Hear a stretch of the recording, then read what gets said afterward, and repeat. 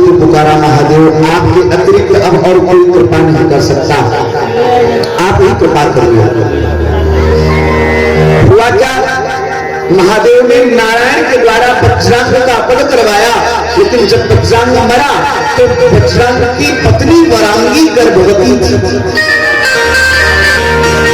उसके गर्भ से एक सुंदर बालक ने जन्म लिया, उस बालक का नाम रखा गया तारा। और आगे चल करके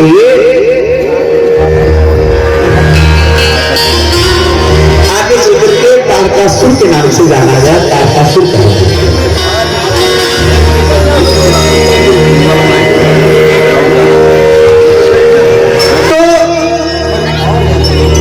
तारकासुर ने बड़ा विलक्षण तप किया, ब्रह्मा जी प्रकट हुए, क्या चाहिए इसने वरदान में ब्रह्मा जी से मांग लिया, महाराज अगर वरदान देना ही चाहते हैं तो ऐसा वरदान दे दीजिए, शिववीर्य समुपपन्नः पुत्रः सेनापतिर्यदा भूत्वा शस्त्रं क्षिपेन्न ह्यं तदा मे मरणं भवेत्।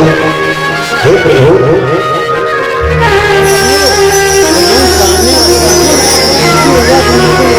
मैं केवल वरदान में ये चाहता हूं मेरी मृत्यु किसी से ना हो, मुझे अमर बना दो। ब्रह्मा जी बोले अमर हम खुद ही नहीं है, तुमको कहां से बना दो, और कुछ मांगना है तो मांगो। बोले तो फिर ये वरदान दे दो कि मेरी मृत्यु जो शिव के शुक्र से उत्पन्न हुआ बच्चा हो उसी के द्वारा हो, बाकी त्रैलोकी में कोई हमको मार ना सके। ब्रह्मा जी ने भी कह दिया तथास्तु, ब्रह्मा जी ने तथास्तु कह करके चले गए। अब ये तारकासुर बैठा गद्दी पे, अब गद्दी पे बैठते इसने अब हाहाकार मचाया।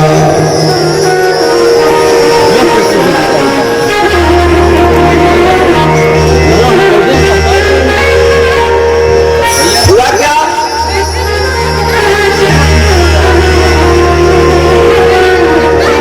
वज्रांग ने देवताओं को कम परेशान किया था, तारकासुर और ज्यादा आगे निकल गया।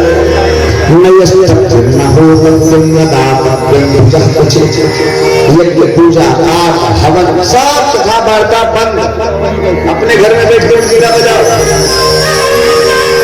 और वो भी अगर कहीं तारकासुर को पता चल गया तो जेल कारावास। पता है विश्व में अभी भी ऐसे ऐसे देश हैं कि जहां भगवान का नाम लेना तो दूर, आप भगवान का चित्र भी लेके नहीं जा सकते। हम जब सबसे पहली बार दुबई गए तो वहां जो जिन लोगों ने आयोजन किया था उन्होंने हमसे कहा कि महाराज ठाकुर जी को ना लाना। हमने कहा क्यों? बोले एयरपोर्ट में दिक्कत हो सकती है, ये अरब प्रांत है। हमने कहा देखो इनके बिना तो आएंगे नहीं, और बात रही जेल की तो ये तो पैदल जेल में हुआ है, इसके साथ साथ हम भी पहुंच जाएंगे तो दिक्कत नहीं, लेकिन बिना इनके नहीं आएंगे, लेकिन तो आएंगे। तो कहने का भाव उस दिन मुझे पता चला जब वहां पहुंचा तो लोगों ने बताया कि अरब प्रांत में जहां तो वहां पे ठाकुर जी का चित्र भी चोरी से भी अपने पास नहीं रख सकते हो, अगर आपने रखा तो दंड। इसलिए ऐसा ही किया, कोई पूजा नहीं कर सकता, कोई पाठ नहीं कर सकता, कोई हवन नहीं कर सकता, न यष्टव्यम न दातव्यम न होतव्यम द्विजा क्वचित्। अब तो होना क्या था, हाहाकार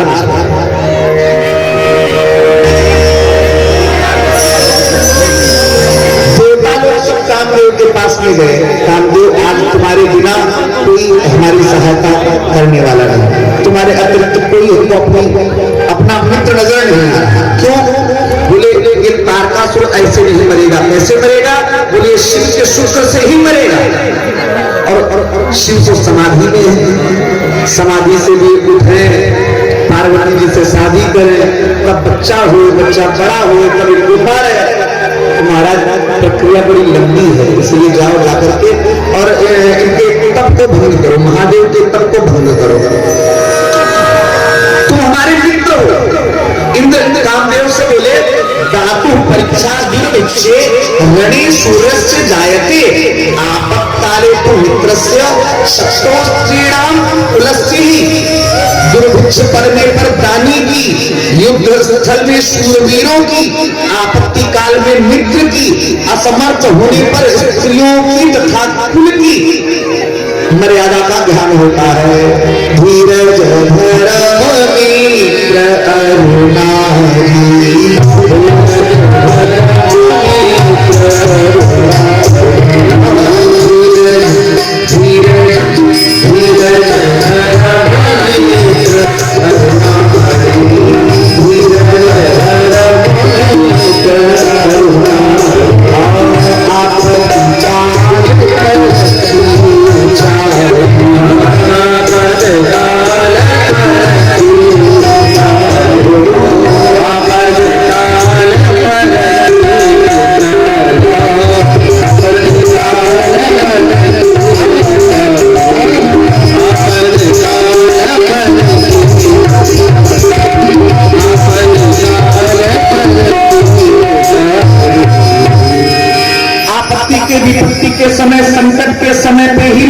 परीक्षा होती है।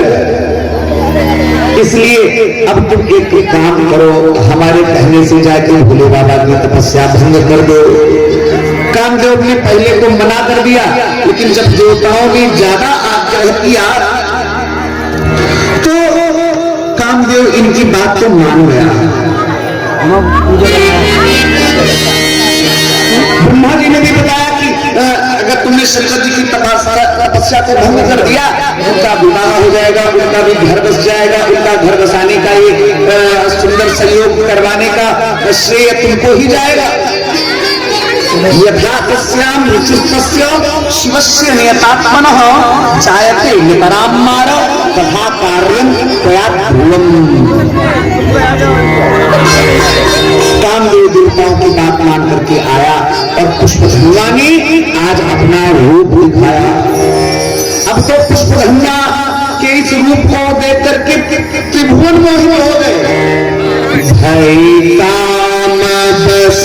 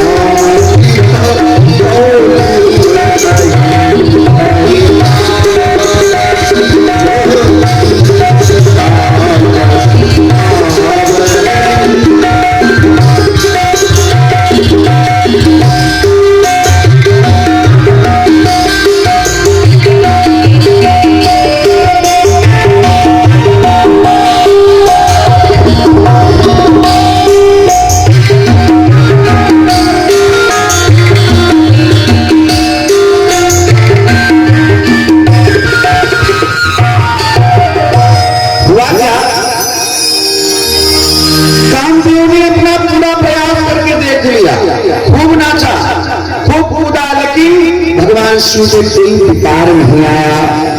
सकल कला परिकोटि विधि हारो से न समेत चले न अचल समाधि से रूपो हृदय निकेत। हुआ क्या? आज इस पुष्पधन्वा ने अपने पांचों बाणों का संधान एक साथ में भगवान शिव से कर दिया। वाम भागे स्थितम कामम सदानकम्। पांचों बाण एक साथ भगवान शिव से चला गया। हुआ क्या, भगवान शिव का शरीर उन बाणों से खिंच गया। भगवान शिव को अब तो क्रोध आ गया। भगवान शिव ने नेत्र खोले, नेत्र खोल करके जैसे ही चारों ओर देखा, भगवान शिव का तीसरा नेत्र खुल गया। सौरभ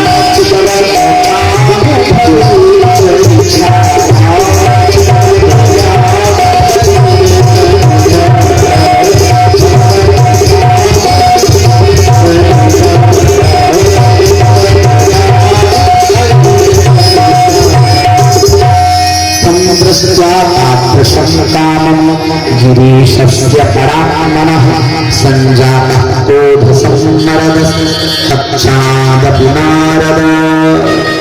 ब्रह्मा जी कहते हैं, नारद जी, जैसे ही भगवान शिव के तीसरे नेत्र की दृष्टि काम पर पड़ी, कामदेव जल करके भस्म हो गया। भस्मात्मात्मवान् साधु मदनं तावदेरहि। भगवान शिव ने आज कामदेव को जला करके राज कर दिया। अब तो कामदेव की पत्नी विलपती हुई महादेव के पास में आई, रथी आई। महादेव, मेरे पति के साथ इन देवताओं ने छल किया, मेरे पति को इन देवताओं ने छल से आपके पास का भंग करने भेजा था। मेरे पति का कोई अभिप्राय नहीं था आपके पद को भंग करने का। महाराज कृपा कर दीजिए, मेरे पति को पुनः जीवन दान दे दीजिए। रति समस्त देवताओं के पास में गई, लेकिन किसी देवता ने रति की मदद नहीं की। सुखदाता न कोऽप्यस्ति दुःखदाता न कश्चन। नारद जी मुस्कुराए और किसी बोले, बेटी रति चिंता न करो, परेशान न हो। अगर दुख आया है तो सुख भी आएगा। दुःखस्यानां करे सुखम, सुखस्यानां करे दुःखम। दुख के बाद सुख, सुख के बाद दुख। ये तो दिन और रात की तरह से चलते हैं। जब सुख के दिन मिलते हैं तो दुख के दिन भी नहीं रहेंगे।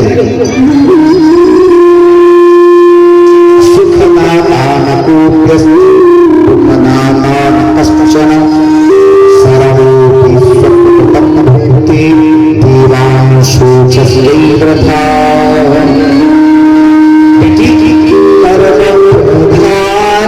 परमप्रधानमीश्वर चिरा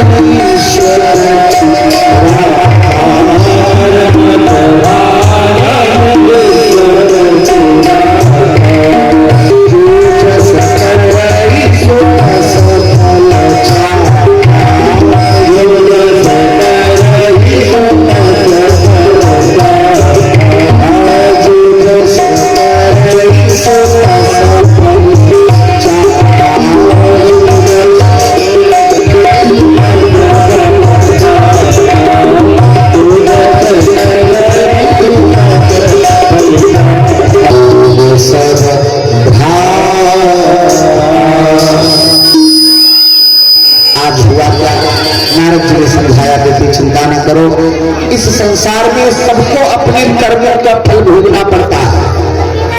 इस संसार में ऐसा कोई नहीं जो अपने कर्मों के फल से बच जाए। और बेटी, जिन्होंने तुम्हारे पति को भस्म किया है, किसी के पास न जाओ, उनके पास न जाओ, क्योंकि इस दुनिया में सब मतलब के साथ है। मतलब की इस दुनिया में कब कौन किसी का होता है, धोखा देते हैं वही जिन पे भरोसा होता है, जिन पे भरोसा होता। देख लिया दुनिया का सारा नजारा, ना हम किसी के न कोई हमारा। दो दिन के साथ दो दिन के रिश्ते को नाता कहे क्या, दो दिन के साथी को नाता कहे क्या। आखिर तो जाना है सबको न्यारा, आखिर तो जाना है सबको न्यारा, और ना हम किसी के न कोई हमारा। रामकृष्ण दास बाबा ने लिखा, सुतबे चढ़ी लही बीच छुप